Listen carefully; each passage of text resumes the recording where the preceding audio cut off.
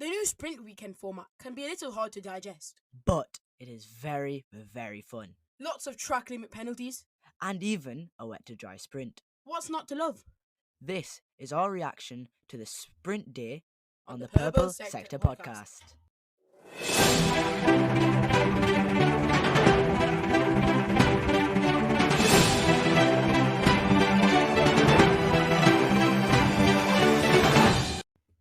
Hello everyone and welcome back to the Purple Sector podcast for today's episode where we're going to be reacting to the hectic 2023 Austrian Grand Prix. Yes, it was Grand Prix? No. It's a sprint day. We've already got a blooper. Yes, not a Grand Prix, a sprint day. It's just slightly weird. Bit hard to digest. Yeah. So you got the sprint shootout, which is basically the qualifying for the sprint, which is now a standalone race in itself. So Yeah, you got the race, so you got the Grand Prix, the qualifying for the Grand Prix, and then you got this weird little thing, which is the sprint, and then you have qualifying for the sprint, but it's not called qualifying; it's called the shootout. Yeah, But, and it's a bit weird. the weird thing is that it's got nothing to do with the actual race itself. Yeah, It holds no bearing to the race. It makes no impact to the race. It's just like it's a separate thing on its own that it just hasn't. Yeah, it's a bit of a weird one. But to be honest, well, it wasn't too bad, was it today? The sprint race and sprint shootout was absolutely hectic. And going through first the sprint shootout, what happened there? Starting in SQ1, as you're supposed to call it now, Lewis Hamilton out in SQ1. Wow. Huge. I think he got a track limit penalty first, so his lap got deleted, and then he had a huge impeding incident with Verstappen, which was really yes, questionable. it was a slam dunk impeding it. I don't know what Verstappen was doing. And the thing was, right, it didn't even get taken to race control to the stewards. Nothing happened about it, and yeah, it was a bit weird, but nothing happened about it at all. They didn't take any action on it, and in the end, Hamilton started P19, and and then going through to SQ2. Charles Leclerc made it through by the skin of his teeth, by the way. It was 1,000th, I think. Yeah, and I think it might have been in SQ1, but he impeded Oscar Piastri. Yes, it was in it. In SQ1. He was just sitting on the entry into the last corner, yeah. I think it was, and yeah, so he got a three place grid penalty for the sprint. Yeah, really disappointing for Lewis Hamilton, and then disappointing again for George Russell in the Mercedes. They really had a poor weekend, I have to say. Especially George out in Q1 yesterday for the actual race grid, and out in he was out in Q2 yesterday, and he's out in Q2 again today. Yeah, quite disappointing for him. He was P15. He had a hydraulics issue though, so it wasn't based on merit. He couldn't continue. He couldn't race. Couldn't set a lap, and so he was out in the first part in SQ2. But yeah, just moving on then to the end of SQ3, Verstappen took pole as you would expect, but Sergio Perez, maybe back to form, took P2, and then the big shock. Carry on. Lando Norris in P3, but that's not even the best of it because Nico Hülkenberg set an amazing lap time on the medium tyre compared to the others who were on softs, except for one of the driver. He managed to set an amazing stonking lap, which put him up to P4. And let me just reiterate that on the medium tyre in the Haas. Imagine if he'd been on softs. He could have taken pole, maybe. Yeah, you never know. Well, no, let's not get too carried away with ourselves. Pole was just out of reach for the whole thing. Verstappen just so quick in SQ1 all the way through to SQ3. Even though Carlos Sainz did set the fastest lap in SQ1, it was never really in doubt that Verstappen would take pole. And Perez, a great lap from him, and yeah, he was able to just be behind his teammate, which didn't go too down well in the first lap of the sprint, did it? But just before that, by the way, Leclerc did qualify P6 for the sprint, but he was demoted down to P9 with a 3-place grid penalty due to his impedance incident with Oscar Piastri. And then moving on to the sprint race. Wow. It was a crazy first lap. So Verstappen got a better start off the line than Sergio Perez, but Perez had Verstappen in the first corner, and it was an absolute shambles into the first corner. Everybody missed their braking spot. There were people going off. Lando Norris got rain as well. Yeah. It was wet, so everybody was on inters except for Valtteri Bottas, who pitted before the lap had even started, during the formation lap actually. Which is weird because I thought you couldn't make changes during the formation lap. You could, but I think he had to stop him pit lane because of that. Yeah. Yeah. But yeah, so into turn 3. Into turn 1, Lando Norris, he got caught up in that, No, and I don't think it was in he Q. It was wasn't. turn 3. It was in No, turn 3 the other no, I'm problem. saying turn one. So turn one, everybody was going off, and Lando Norris got caught up in it. He had to take a bit of avoiding action, Yeah. and he dropped down to P10. Hulkenberg in turn 3, which is the second corner. Turn 2 is basically a little kink. Um, Hulkenberg dropped a position in turn 1, and then nearly made up. He did, and then nearly made up 2 positions in turn 3. So he went from P4 to P2, and he held on to that P2 for a while actually, because everybody behind him was just losing out on pace. So it was a really good performance from Hulkenberg. Yeah, it was really good from Hook. Unfortunately, he did fall down due to him not being able to save tire wear. But just what you were saying, off the line, Sergio got an amazing start. And yeah, Verstappen was nearly pushing him into the wall going into turn 1. That was absolutely crazy. Which wall? There's runoff. There's a runoff. Yeah, he was literally pushing him into the wall though. Like, he was giving him no space at all.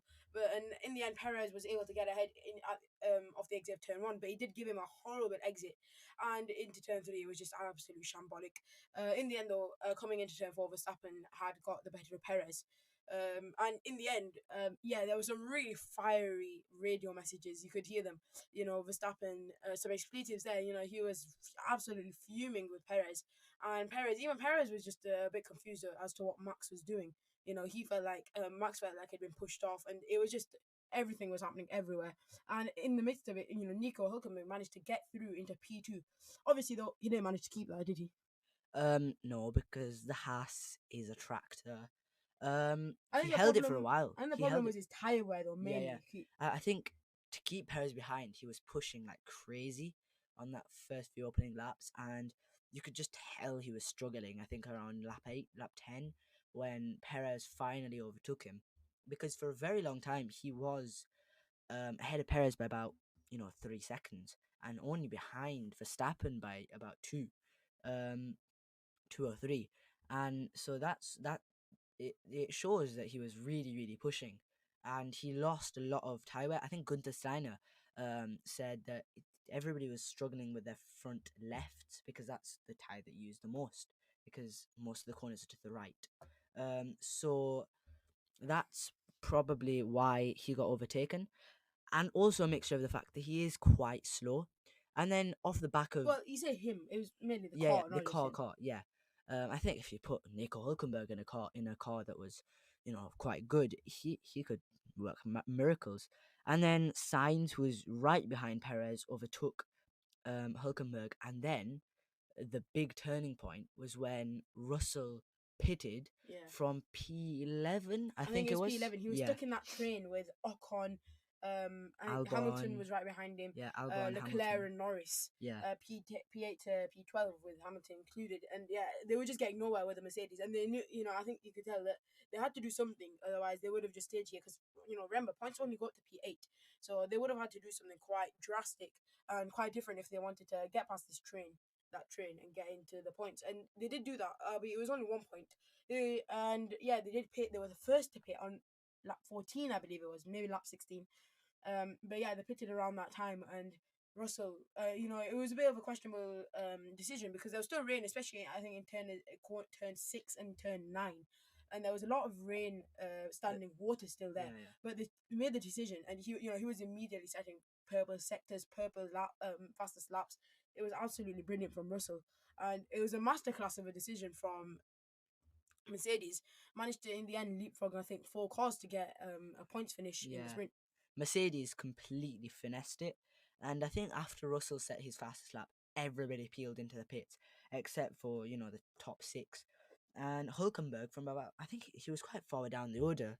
No, he wasn't. He was like 5th. I think at that point he was 5th, but because of the tire wear, he was gonna. You could tell that he was just gonna be overtaken, because Stroll and Alonso were closing in. They ended up getting him, and he was just gonna be losing more positions.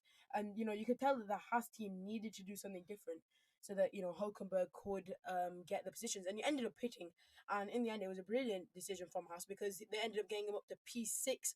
So obviously he did start in P4, I think it was, and he was in P5 at the time of no, I think it was P7 at the time of pitting. I'm not 100% sure. I think P8, and he made up a lot of places, to get to P6. and, Yeah. and not a lot of places, but a lot of time. And so that was very, very good by Nico Hülkenberg and Haas. Seeing as you're so far into this video already, you might as well subscribe. It would be a huge help for us, and also it'll help us to create new content and also to have coverage for every single Grand Prix weekend every single week. So make sure to subscribe and follow us on Twitter, Spotify, and Twitch. And we're back. Well, yeah, so I hope you smash that subscribe button and let's get on with it. So, next team that we're just going to visit quickly is Aston Martin. P4 and P5 for them. Solid points finish. And Lance Stroll finishing ahead of Fernando Alonso. Not really often that you get to see that, but I kind of get the feeling that that wasn't because Stroll was faster than Alonso on the day. That was more because, Alonso wasn't attacking his teammate. And Stroll even said, Towards the end, though, he was attacking quite ferociously, and I think down turn 3 to turn 4, they were having a really, really good battle. But I remember Stroll coming on the radio and saying, "Look, we're not. There's no point in fighting because we're just going to, we're just slow going to lose ourselves time." down. Yeah. And I think I don't really think that it would have been clever to stop them from fighting, because I think Alonso, it would have been more important for Alonso to get the points instead of Stroll, because Alonso is in the fight to stay in P2 or P3 right now in the Yeah. Constructors' Championship. So I think it would have been made a bit more sense to give Alonso the better position. But I think it was a good performance by Stroll. I think he out qualified. Yeah, he did. He Yeah. out-qualified Alonso as well, I'm pretty sure. Was that for the race as well in qualifying? I think I'm not. To be honest, I'm not really sure. I think no. So in the SQ, sprint shootout, Alonso finished ahead of Stroll, but then in the actual quali for the race, he did finish ahead of his teammate. Stroll did. Oh no, no, was No. it? So this is Q3. So in Q3, Stroll. I think Alonso wasn't even in Q3, was he? I No, don't. no, no. So in Q3, so both times Alonso was just a point ahead of Lance. Was just one position ahead of Lance Stroll. But it wasn't a very good, qualifying by Aston Martin. I Aston think Martin. overall it was a bit underwhelming. The whole thing was underwhelming. Yeah, Like you might see P4 and P5, but I think this weekend, I think they might have just dropped down a bit, especially since Monaco when Alonso was, they were think like he had an amazing chance to win. Obviously, there were different, there were things that contributed to him not winning there. But it seems like they've just dropped off a bit. Spain, it wasn't an amazing performance. P6 and P7, I think it was Fernando's home race. Canada was pretty good. Alonso with the podium, but then this racing again, it just feels like they've dropped it off a bit. They're around that region behind the Ferraris and around the Mercedes, around like P7 and P8. Obviously in quality, the Mercedes are better, but sorry, the Aston Martins are better, but Mercedes are right there with Aston Martin. Aston Martin, they just don't look as as exciting and as close to the front as they were a few races ago, which is a bit unfortunate. But yeah, it just that's what it is. And then moving on, then looking at Alpine, Esteban Ocon, managed to finish P7. What was it? 9 thousandths of a second faster than George Russell. That is absolutely amazing. Um, you know how close it was between them, and we were watching it over the line, and there was just nothing separating them. I think if you'd given them an extra 10 meters, Russell would have got ahead of Ocon. It was so close, and in the end, Ocon managed to get the P7 and get 2 points for the team. And Pierre Gasly didn't have a great race. Yeah, he didn't get anywhere. Finished P15 at the end of that sprint race. Really poor for him. Luckily though, that isn't obviously it's a different format, so it won't set the grid for the race. So hopefully at Alpine they can have a better race. Ocon P7, pretty good from him, but Gasly I think just needs to up his game a bit. And then looking at the other Hassan of Kevin Magnussen. Kevin Magnussen actually came into pit, I think, a bit quite a bit later than his teammate, and ended up finishing P14. It was really a tale of two halves. Is that how you say it? Well, it is definitely what happens to Haas every single Yeah, a race. tale of two halves. The one driver doing absolutely amazing in one race, and then the other driver is just doing absolutely terribly. And for some reason, it happens absolutely every single race. Yeah. Yeah. So, this is the classification for the 2023 Austrian Grand Prix Sprint. So in P1 is Max Verstappen and his teammate in P2, Sergio Perez. P3 is the Ferrari of Sainz, and then in P4 and 5, the Aston Martins of Stroll and Alonso, respectively.